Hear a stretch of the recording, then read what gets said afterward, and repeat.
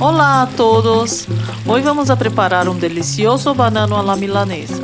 Este platillo se acompaña muy bien con la feijoada, que es uno de los platos populares más famosos de la cocina brasileña. Bueno, empecemos con los ingredientes que son muy básicos: huevos frescos, migas de pan y harina de trigo, y por supuesto, banano. Empezamos batiendo los huevos. Acompáñame hasta el final para conocer todos los detalles de mi receta. Agregamos un poco de polvo de canela a la harina de trigo y los revolvemos muy bien.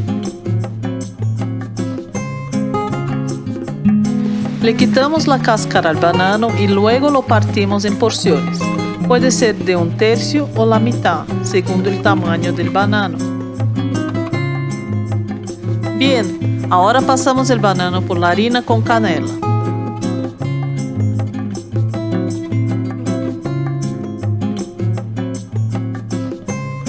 Luego lo mojamos completamente con el huevo batido, para que finalmente la miga de pan se adhiera muy bien al banano.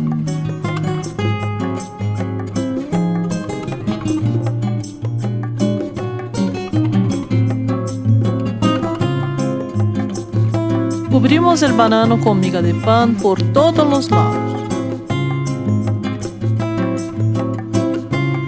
Esto es clave para que el banano quede crocante.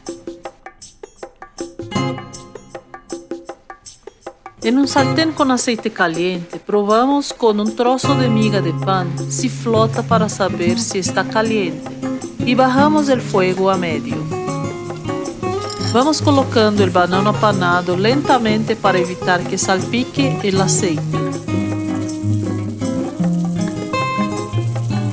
Lo vamos a fritar por 5 minutos y lo vamos volteando para que quede frito uniformemente. Después de 5 minutos ya tenemos nuestro banano a la milanesa. ¿Cómo te pareció mi receta? Gracias por ver hasta aquí y no olvides de dejarme un like. Por favor, apóyame con tu suscripción y espera cada semana más videos deliciosos. Gracias.